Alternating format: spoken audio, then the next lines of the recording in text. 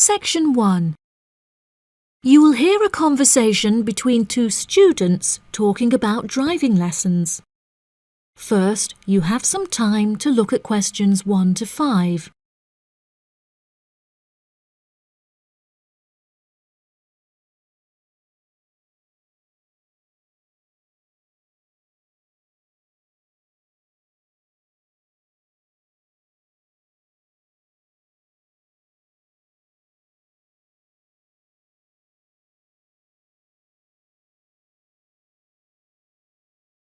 You will see that there is an example that has been done for you.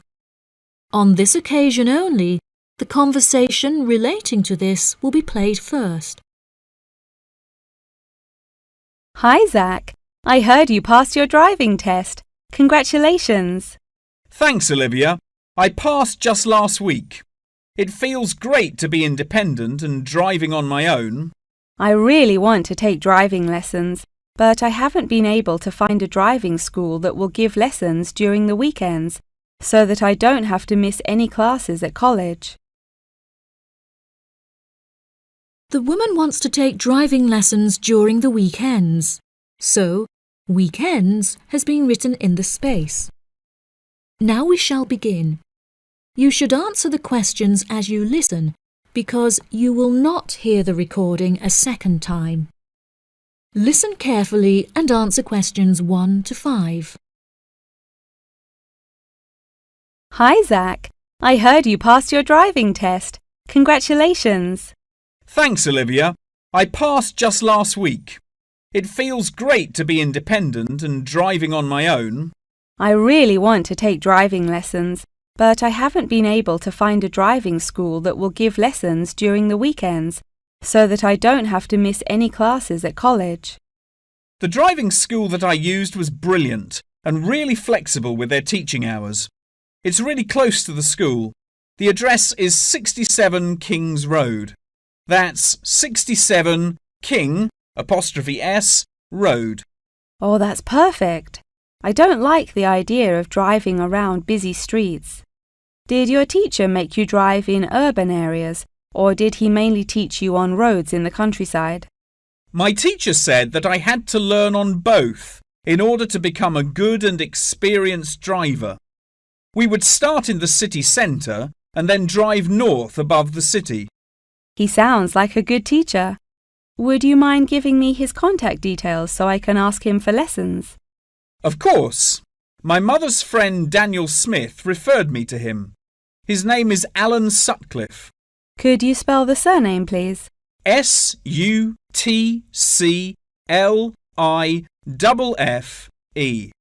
Thanks for helping me out. I'll give him a call tomorrow. I don't know if I should learn in a manual or automatic car. How do I decide? I wasn't sure which type of car to learn in either. In the end, I chose to learn in a manual car because once you've learnt how to drive manually, you can drive automatic as well. Most cars on the road are automatic nowadays. OK, I think I'll learn with a manual car too then. Hopefully the teacher will be able to give me lessons in the evenings after school. It would be much better if you take the lessons during the day. It will be far easier for you to learn when there is enough daylight to clearly see everything going on around you. But you need to be an experienced driver to drive safely at night. How frustrating. I was hoping I wouldn't have to take lessons during the weekends. You're right, though. Safety comes first. Before you hear the rest of the conversation, you have some time to look at questions 6 to 10.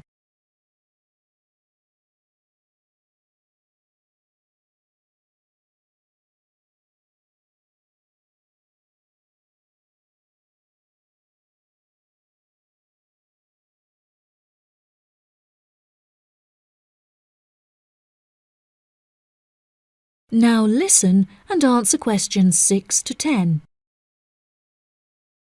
Speaking of safety, you should wait until summer to start learning. It's really difficult and dangerous to drive in the wind and rain as a learner, so you should definitely wait until the weather is sunny and dry. Okay, that's perfect actually. It will give me some time to save up some money to pay for the lessons. Tell me about it. I had to work for months before I had enough money saved up. It was worth all the work when I finally got my driving licence, though. The whole process is so expensive. How much did it cost you in the end? Well, each half-hour lesson cost $30, and then the final test cost $50. In total, it cost me about $300. Gosh, it's pretty expensive. How did you find the test? Was it really difficult? No, it wasn't too bad, and the man was really calm and friendly. I knew that I would have to perform 2 parking manoeuvres during the test, so I practiced them a lot beforehand, and that really helped. The test used to last 40 minutes, but it changed a bit. For the first 20 minutes of the test, he gave me directions, and I had to just drive around, and then the last 10 minutes was for demonstrating the manoeuvres. So the test is 30 minutes in total. Okay, great. I'll remember that. Do you have any more advice? It's really good to practice driving a lot outside of driving lessons as well. Whenever my parents were running errands on the weekends, I would offer to drive them. My driving teacher also told me to buy a notebook to write down everything that I've learnt in it, like a diary. Haha, that sounds boring, but I'll do it if it helps. I found it really useful. Before my test, I read through everything I had written down, and it reminded me of a lot of things that I had forgotten about. It's really helpful for the theory test as well, because there's so much information to remember for it. That's great, Zach. Thanks for your help. No problem. See you at school. Bye. That is the end of section 1. You now have half a minute to check your answers.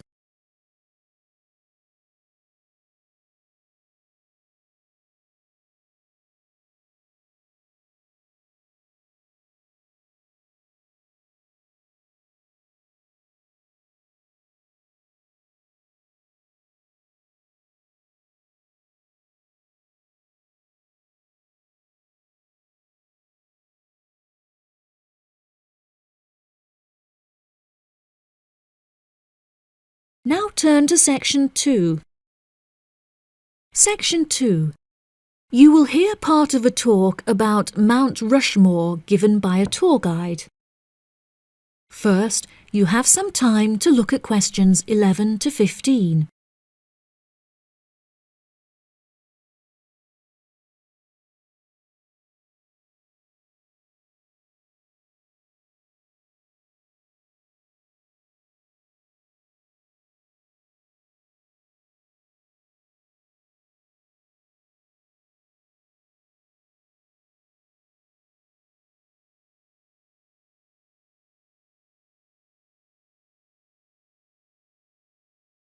Now listen carefully and answer questions 11 to 15.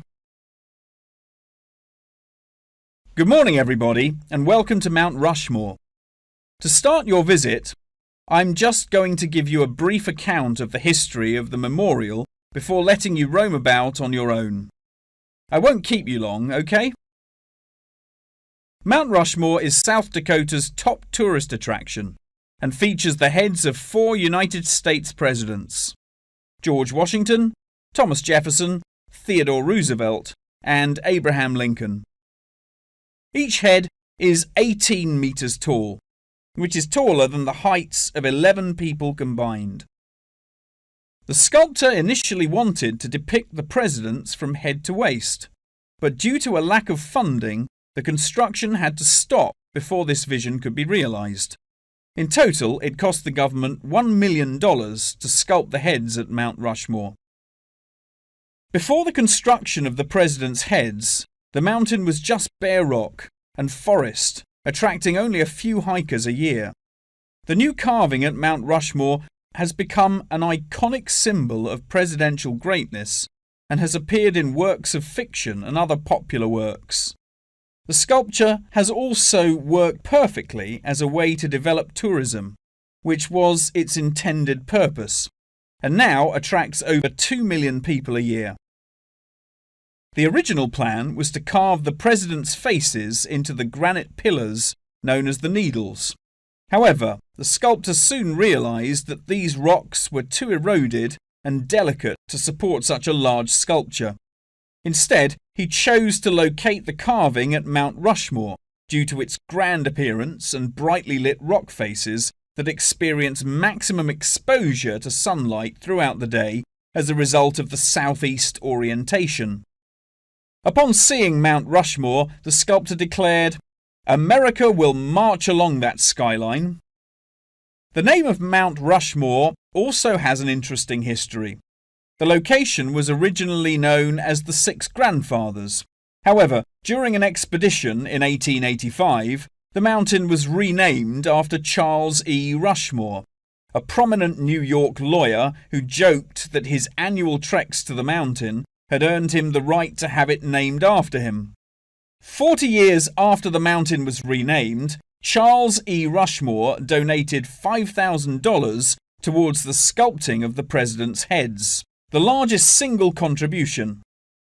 In 1927, the construction works started and 7 years later was complete with no fatalities. So that's the history for you. If you'd like any more information, please feel free to ask me questions, or you can soak up the information from our fantastic guidebook.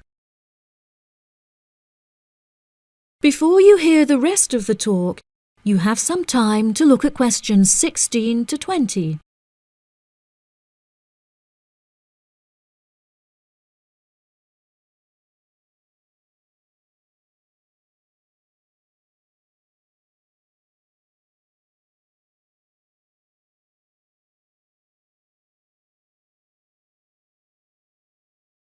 Now listen and answer questions 16 to 20. Now I'm going to give you a plan of the site, and I'd just like to point out where everything is so that you can explore everything for yourself. We're currently standing at the entrance, which is marked with the arrow on the map. If you follow the trail up to our left, you will find the information centre. There's a great photo booth there where you can have your photograph taken with Mount Rushmore in the background for a fee of only $10. What a great souvenir! In front of us is the refreshment centre, where you can help yourselves to coffee, locally grown tea, and a delicious selection of cold drinks and biscuits. Be sure to stay hydrated as it can get really hot up here. To our right, not far up the trail, is the gift shop. Here we sell copies of the guidebook, and it's also the perfect place to pick up some small souvenirs for yourself, your family and friends. Now, further up the trail, behind the gift shop, is a big stone building with a workshop. This is where all of our souvenirs are made by hand, which you can purchase in the gift shop, like I said before. Some are even carved from pieces of rock taken from Mount Rushmore itself. If you carry on walking up the trail past the workshop, you'll find our state-of-the-art visitor centre, where you can find maps of the walking trails here at Mount Rushmore. Now for the real treat. After you have walked past the visitor centre, you can follow the trail up to the left, which will take you to our wooden shelter. From here, you will have the best view of Mount Rushmore that there is, an experience not be forgotten. Right, if anyone wants a guided tour, then I'm starting at the information centre. If you'd like to follow me, this way please. That is the end of section 2. You now have half a minute to check your answers.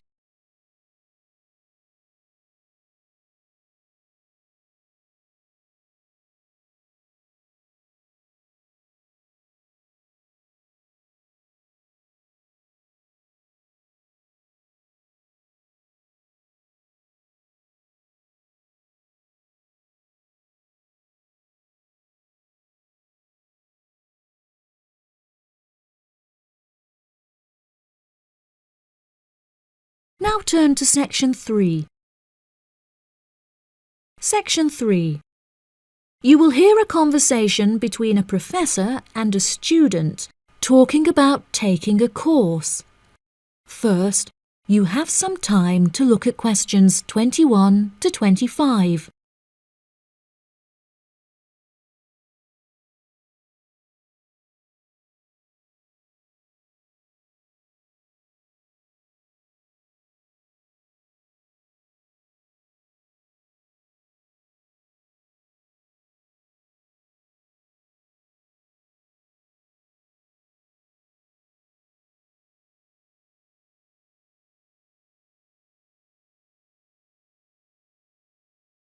Now listen carefully and answer questions 21 to 25. Excuse me, Dr. Twain. May I speak with you for a minute? Of course, please come in. I'm Charlotte York. I'm considering taking your course in tourism. Right. Well, Charlotte, how can I help you? I have been considering studying tourism. However, it is such an important decision that I would like to seek some advice about it first. Would you mind answering some of my questions? Absolutely. Fire away. Well, I have been discussing courses with my parents, and they are concerned that I will not be able to get a well-paid job with a degree in tourism. The reason that I want to study the course is that I have a great interest in the subject, and I think I would really enjoy it. I believe the only way that I will enjoy my life is if I enjoy my career. Happiness is far more important than money, don't you think? Absolutely. I would much rather be happy and poor rather than rich and miserable. Money cannot buy you happiness. I'm glad you agree. You needn't worry about money, Charlotte. A large part of the tourism course is dedicated to teaching students how to manage finances, a skill that you can apply to your everyday life as well. I would also recommend that you take a sideline course in time management, as this can be incredibly useful in efficiently planning your workload. Efficiency is the key to success. I'll remember that. Now, I have found that some students have natural talents that really help them to succeed in the course. Communication skills, for example, can be very beneficial. Do you have any strengths? Maths was always my favourite subject at school, so I really enjoy solving mathematical problems. However, I find statistics quite difficult. I have always been very capable and self-sufficient. I have a lot of confidence in my abilities and will take the initiative in situations without needing to depend on anyone else for their help. That's a really great quality to have and will be particularly useful if you choose to study tourism. That's great. I would recommend that you spend some of your time researching the course. A lot of people who are uneducated on the subject claim that tourism is a shrinking industry and that it will become irrelevant in the future. If you study the published research, however, you will see that the truth is quite the opposite. The industry has, in fact, grown significantly as people have developed an ever-increasing interest in culture and travel. Have you compared the university course with a polytechnic? Yes, I have. I was interested in studying the course in modules. However, the university doesn't offer that option. I don't have enough funds to be able to attend an expensive university, so I was relieved to see that the course is quite affordable. I also considered attending a summer school instead of university to save money, and so that I could work during the rest of the year. But I really wanted the university experience. I think that university would suit you well. Before you hear the rest of the conversation, you have some time to look at questions 26 to 30.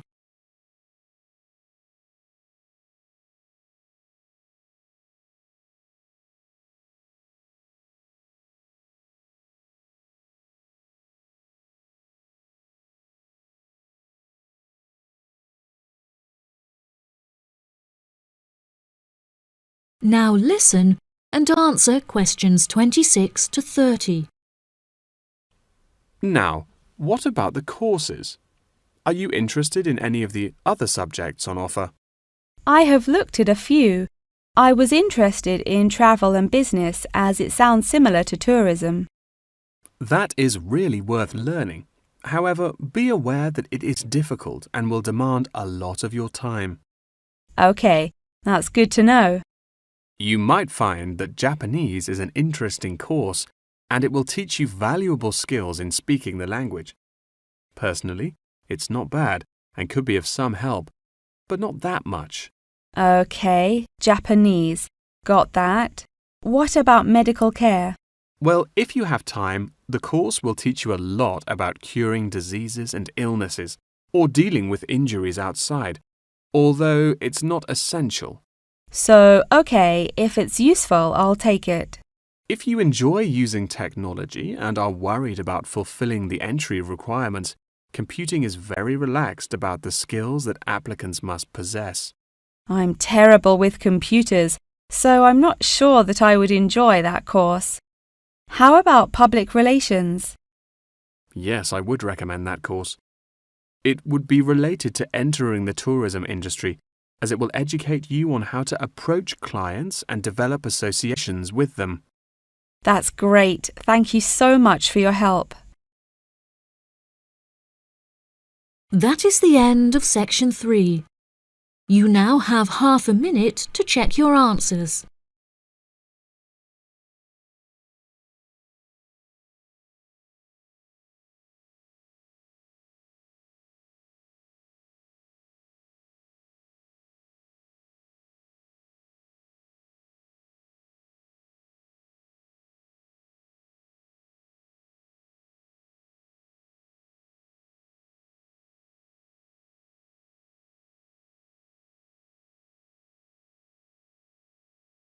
Now turn to section 4.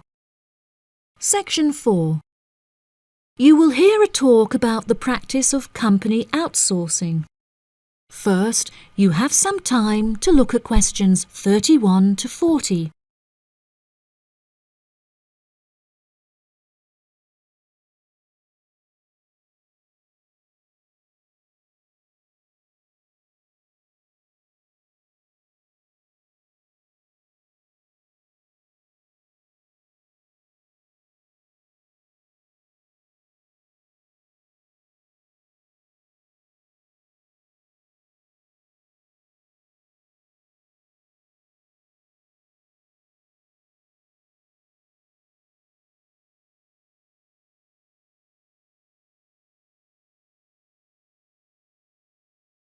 Now listen carefully and answer questions 31 to 40. Welcome, class, to your very first lecture in this series on business in the modern world, conducted by myself, Dr. Toby Bennett. Today, we will be looking into the practice of company outsourcing, using TCP technologies as a case study. Now, for those of you who are unfamiliar with this practice, I will give you a summative definition.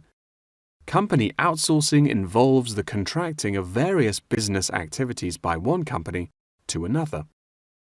This practice will sometimes occur from a Western company to a party based in a third world country, the rationale being to make significant financial savings on lower international labour rates and to potentially increase quality. Now, our case study for today is TCP Technologies, a party located in India that receives outsourced tasks from Western companies. The manager of TCP Technologies is a man called Manjeet Khanna, who has personally developed a series of aims and philosophies by which the company is expected to operate. He claims that the most important of these philosophies is to create a workplace where each individual member has the opportunity to contribute their opinion to the operations of the company. That is to say that he found it important to develop a democratic environment. As a means of ensuring quality from every individual at TCP Technologies, a grading system has been developed that encourages an ethos of hard work and recognizes accomplishment.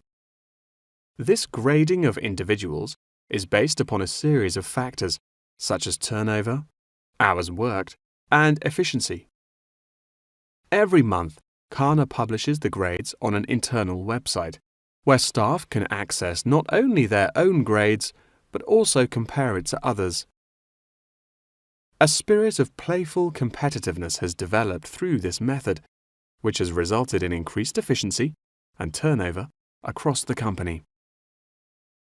Kana also saw it as essential to develop a culturally diverse group of employees as a means of presenting a multifaceted image that would appeal to a host of potential employees from across the globe. This cultural openness has not only increased the quantity of incoming contracted opportunities by 7%, but has also benefited the company itself significantly. A level of transparency now exists that had not before been apparent. According to questionnaires carried out recently, these newly introduced measures have significantly increased the rate of staff satisfaction, which has subsequently led to an increase of 32% in the company's income. These figures are truly admirable and serve as a testament to the measures that Kana has introduced to the workplace at TCP Technologies. In a recent interview published by The Economist, he declared, "The figures speak for themselves. My system works." When asked if he had any advice for companies on methods they could employ to streamline workflow and increase turnover, he replied, "It's simple, really. A company must see itself not as one entity comprised of nameless components, but instead as a living organism composed of cells, each one essential to the functioning of the whole. I suggest that the motto by which your management operates will be Employee First."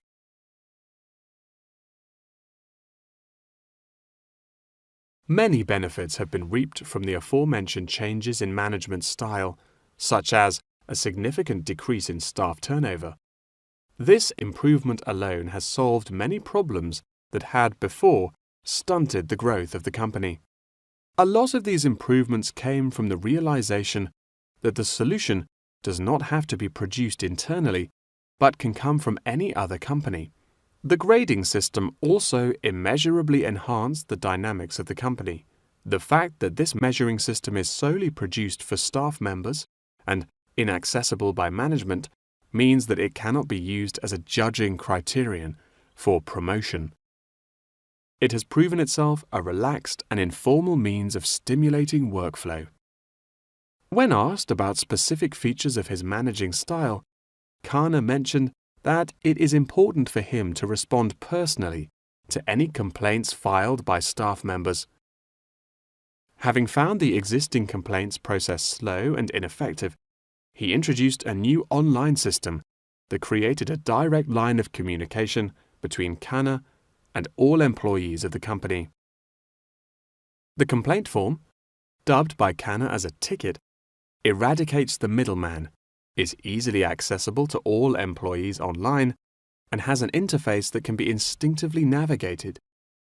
Any staff-related complaint, such as those relating to air conditioning and food quality, can be submitted directly to Kana via this online system. Entitlement to vacation is also a popular issue discussed through this forum. The main benefit of using this system is that staff must include their personal details on the ticket before they are able to submit it. In the past, anonymous complaints had been the root of much confusion and caused many wasted work hours, so the new system has put a ban on this form of complaint. That wraps up the lecture for today. Please remember that attendance is mandatory. That is the end of section 4. You now have half a minute to check your answers.